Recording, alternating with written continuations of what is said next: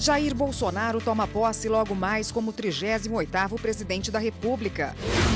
500 mil pessoas são esperadas para assistir à posse do presidente eleito Jair Bolsonaro e mais de 3.200 policiais militares, federais e civis fazem a segurança na esplanada dos ministérios. STJ deve julgar recursos de consumidores que receberam imóvel muito após o prazo previsto. Os processos contra imobiliárias e construtoras se multiplicaram tanto que o Superior Tribunal de Justiça decidiu uniformizar o entendimento jurídico a ser aplicado em tribunais de todo o país. E na segunda reportagem da retrospectiva 2018, julgamentos do Supremo Tribunal Federal que trataram de questões trabalhistas. A grande discussão aqui no plenário foi sobre terceirizar a chamada atividade fim de uma empresa.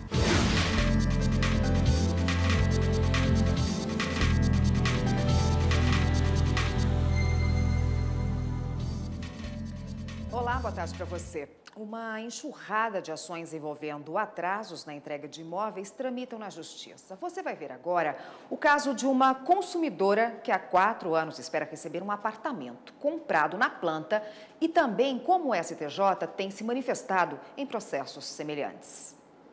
Ao comprar um apartamento na planta, Edileia Nascimento foi morar na casa da mãe para não ter que pagar ao mesmo tempo o aluguel da moradia e as prestações do imóvel que ainda não havia sido entregue.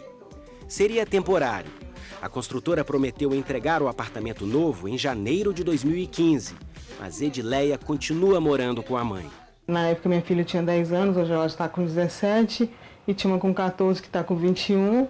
Então elas falam assim, eu nem sonho mais com isso, né? Então é um sonho assim que acaba que parece que quando dói no filho, dói na gente. O meu objetivo era ter um imóvel, né? Que eu não comprei para investimento, eu comprei para moradia mesmo. E até hoje eu estou com essa promessa. Então aí foi quando eu decidi entrar, né? Com essa ação para ver o que pode ser feito. Atrasos nas entregas de imóveis comprados antes ou durante a construção se tornaram comuns nos últimos 3 anos. A constatação é do Instituto Brasileiro de Defesa do Consumidor. Um círculo vicioso de endividamento da população brasileira, seguramente, e também de uma oferta de crédito e imobiliária irresponsável por parte dos operadores de crédito. Os processos contra imobiliárias e construtoras se multiplicaram tanto que o Superior Tribunal de Justiça decidiu uniformizar o entendimento jurídico a ser aplicado em tribunais de todo o país. A nova jurisprudência será formada a partir da análise de 2 recursos que chegaram ao STJ. Um dos recursos se refere à possibilidade de indenizar o comprador por lucros cessantes em razão da entrega do imóvel, mesmo quando o contrato já prevê alguma punição ao vendedor. Discute-se, portanto, a acumulação das 2 punições. Outra questão que será resolvida na análise dos recursos aqui no STJ é se uma cláusula penal que prevê punição ao comprador pode ser invertida em desfavor de quem vendeu o imóvel. Enquanto os 2 recursos não forem julgados pela segunda sessão do STJ, todos os processos relativos ao tema nas instâncias inferiores ficam paralisados. Mais de 6.000 ações estão suspensas, aguardando a fixação das teses.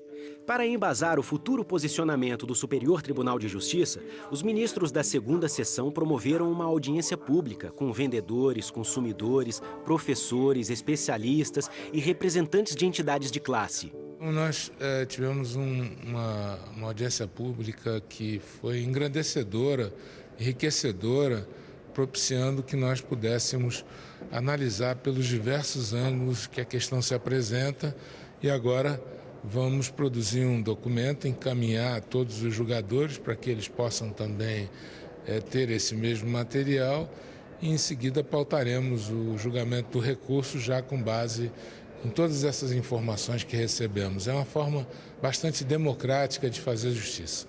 Em julgamento recente, o STJ decidiu que, se uma cooperativa habitacional age como se fosse uma empresa, os dirigentes dela respondem como se fossem empresários. Foi o que aconteceu com a Bancop, a cooperativa habitacional dos bancários de São Paulo. Além do atraso na entrega dos imóveis, a Bancop praticou preços de mercado, buscou fins lucrativos e ainda desrespeitou o próprio estatuto. Na prática, agiu como uma empresa e não como uma cooperativa.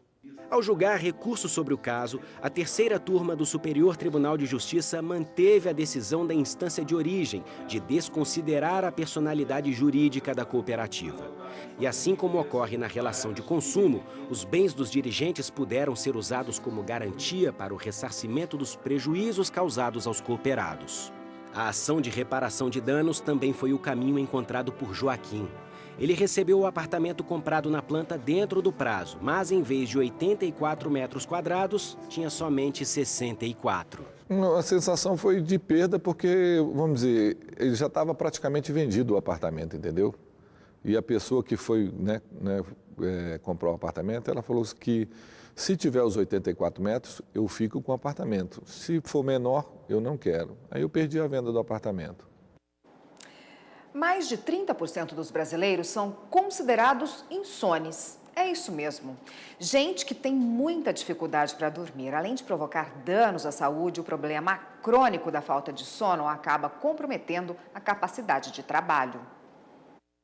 A rotina da analista judiciária Lídia Barros começa logo cedo, mas a chegada ao trabalho e as atividades do dia a dia nem sempre são tranquilas para ela. Lídia, assim como 1 em cada 5 brasileiros, enfrenta problemas com sono. Quase nunca consegue dormir antes de 1h da manhã.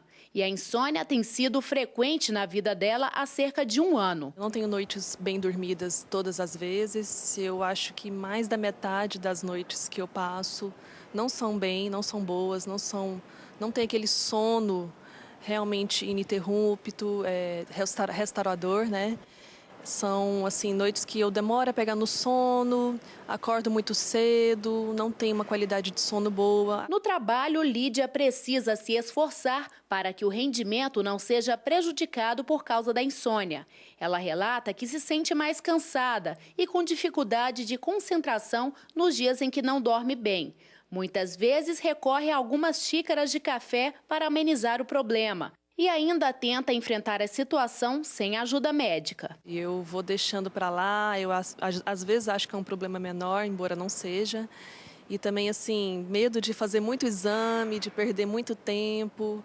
Mas são coisas que eu vou tentando daqui e dali melhorar, né? É importante saber em que momento é preciso procurar ajuda especializada. Cerca de 32% da população tem insônia diagnosticada, um distúrbio provocado por diversas razões e que pode até mesmo incapacitar o trabalhador. A neurologista e especialista em medicina do sono, Juliana Macedo Mendes, alerta que se o problema com dificuldades para dormir persistir por 3 meses e ocorrer ao menos 3 vezes na semana, a pessoa deve sim procurar um médico.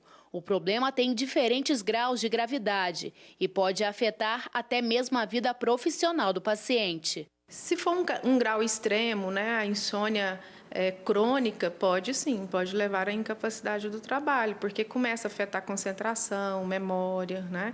Aí começa a ter mais erros laborativos, então daí a importância de dormir bem. A médica explica que o acompanhamento é muito importante justamente para fazer o diagnóstico correto e o tratamento adequado. Existe o tratamento comportamental associado ao medicamentoso, que é uma das ferramentas mais importantes de realmente melhorar a qualidade do sono da pessoa, tirar aquela paciente da insônia, né? O que significa tratamento comportamental?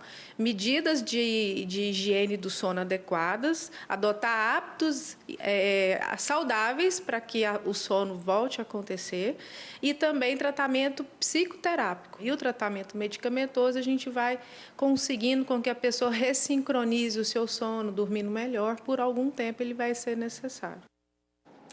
E a seguir, os preparativos para a posse do presidente da República e ainda a responsabilidade dos estabelecimentos comerciais com os veículos dos clientes nos estacionamentos. Em Mato Grosso, um motorista teve o carro e uma máquina levados pelos criminosos no estacionamento de um supermercado.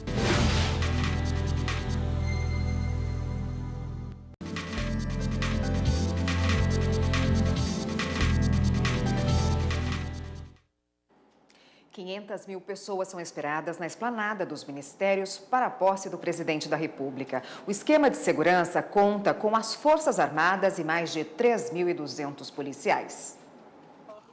O frio não impediu quem quis chegar cedo para guardar um lugar para assistir à posse. E muita gente veio de longe. Viemos de ônibus numa caravana de mais ou menos 7 ônibus, lá de Belém do Pará. 3 Coroas do Rio Grande do Sul, viemos para a posse. Toda a estrutura foi montada na Praça dos Três Poderes, que conta com pontos de distribuição de água e banheiros químicos.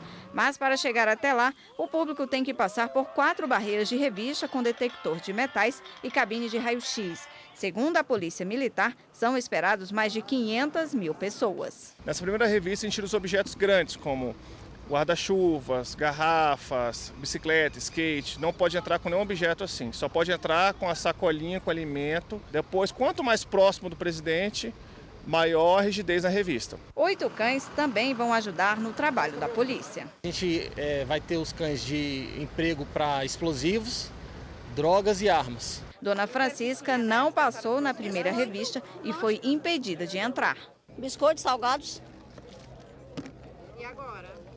Agora eu vou dar um jeito nas vasilhas, né? O esquema forte de segurança também foi pensado para o espaço aéreo. Durante a posse serão usados 2 mísseis antiaéreos guiados a laser, capazes de abater aviões a até 7 quilômetros de distância. Segundo a Secretaria de Segurança Pública do Distrito Federal, esse é o maior esquema de segurança montado para a posse em Brasília.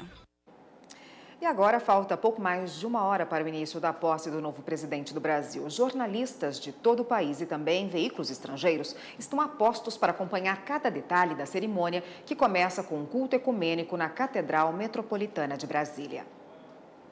Nem a imprensa escapou do forte esquema de segurança. Logo cedo, jornalistas brasileiros e estrangeiros credenciados passaram por uma rigorosa vistoria na sede do Centro Cultural do Banco do Brasil, antes de seguirem para os locais destinados para a cobertura da cerimônia. Já nos arredores da Praça dos Três Poderes, a segurança é ainda mais rigorosa e o acesso é restrito desde o último domingo. Tudo para garantir que a posse do presidente eleito Jair Bolsonaro aconteça com tranquilidade, sem qualquer imprevisto. A cerimônia está prevista para iniciar às 2h45 da tarde com um culto ecumênico na Catedral Metropolitana de Brasília. Depois, o presidente eleito Jair Bolsonaro, acompanhado da esposa, será recepcionado pelo presidente do STF, ministro Dias Toffoli, pela Procuradora-Geral da República, Raquel Dodge, e pelos presidentes da Câmara e do Senado, para seguir para a cerimônia no plenário da Câmara dos Deputados. Por volta de 4h30 da tarde, Jair Bolsonaro deve fazer seu primeiro pronunciamento como presidente do Brasil no Palácio do Planalto. E a posse do novo presidente é um marco para a nossa democracia. Veja o que diz o cientista político Aurélio Maduro sobre este importante momento do país. Para a presidente da República, a posse ela significa um passo a mais no fortalecimento da democracia. Por quê? Porque a gente sai de eleições, né? O presidente normalmente eleito num momento de muito conflito, que é a campanha eleitoral, né?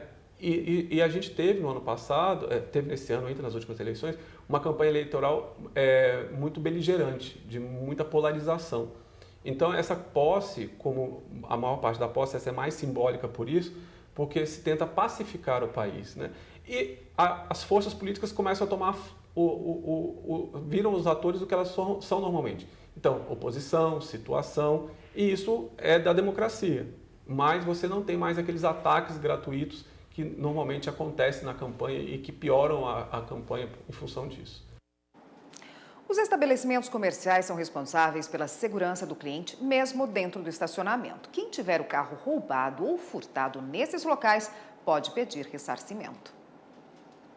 Alex se lembra bem de quantos transtornos teve depois que o vidro do carro dele foi estourado. O caso ocorreu no estacionamento de um supermercado de Brasília. Quando eu retornei das compras, percebi que meu vidro estava quebrado, estava faltando óculos e o som do meu carro. Aí eu procurei o gerente do mercado para a gente entrar no acordo, para ver o que ele ia fazer. Ele falou que não se responsabilizava por nada. Com o prejuízo, o jeito foi buscar a justiça, que obrigou o supermercado a indenizar o dono do veículo em R$ 3.000 pelos prejuízos. Desde 95, o STJ tem uma súmula, essa súmula está em vigência, que é a súmula 130, que determina que o estabelecimento comercial ele será sim responsável, independentemente de culpa, perante o consumidor para o ressarcimento de danos e prejuízos que eventualmente esse consumidor venha a sofrer. Casos semelhantes ao do Alex, infelizmente, não são difíceis de acontecer. Em Mato Grosso, um motorista teve o carro e uma máquina levados pelos criminosos no estacionamento de um supermercado. Após decisão de primeira e segunda instâncias, ele vai receber indenização paga pelo estabelecimento. A recomendação é que o consumidor, de fato, inicialmente ele procure o próprio estabelecimento, informe o que aconteceu e, se não houver uma atitude por parte da empresa em tentar resolver a demanda, ele deve procurar o judiciário. Lembrando que é de suma importância que o consumidor tenha em mãos as provas do seu efetivo prejuízo material. Por quê? Porque esse ônus sim caberá ao consumidor. O consumidor tem que comprovar que, eventualmente, ele teve ali furtado determinado objeto que estava no seu veículo. E no próximo bloco, na segunda reportagem dos principais julgamentos do Supremo em 2018, direito trabalhista.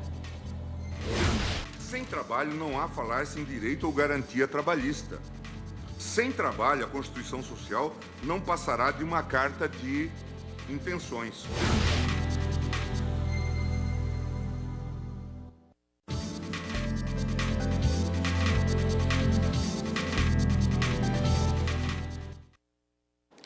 Hoje, na segunda reportagem da nossa retrospectiva 2018, vamos mostrar os julgamentos do Supremo Tribunal Federal que trataram de questões trabalhistas. Ao longo do ano passado, os ministros buscaram garantir inúmeros direitos aos trabalhadores, como a estabilidade para grávidas, da confirmação da gravidez até o 5º mês após o parto. Também discutiram sobre a terceirização da atividade fim.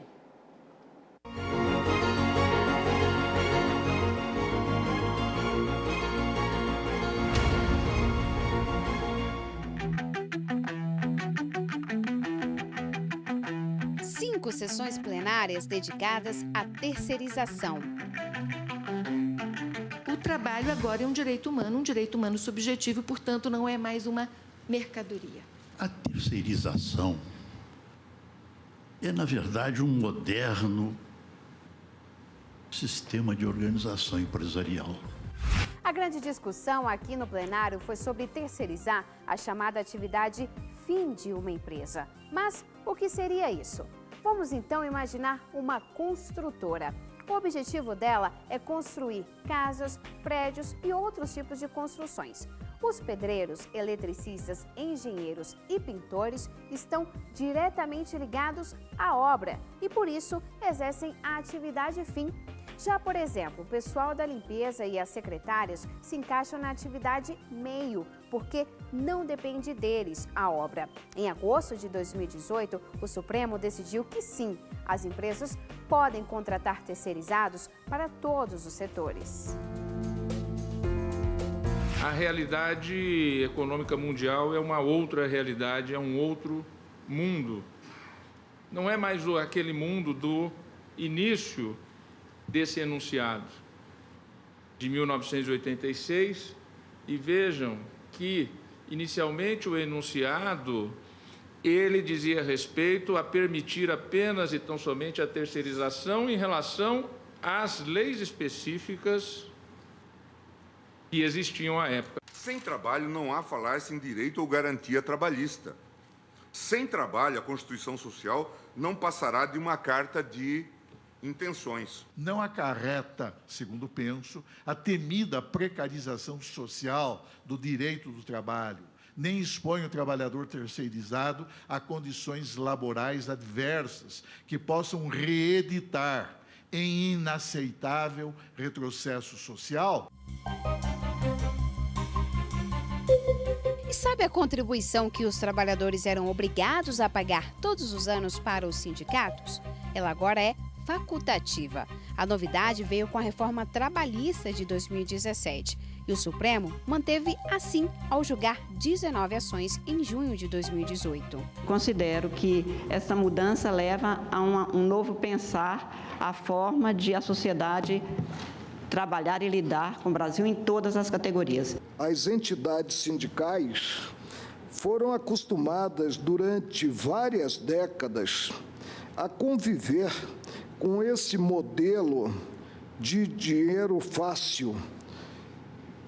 E é certo que o hábito do cachimbo costuma deixar a boca torta. Você que vai a um supermercado deve estar acostumado com essa cena. Empacotadores ajudando a embalar as compras.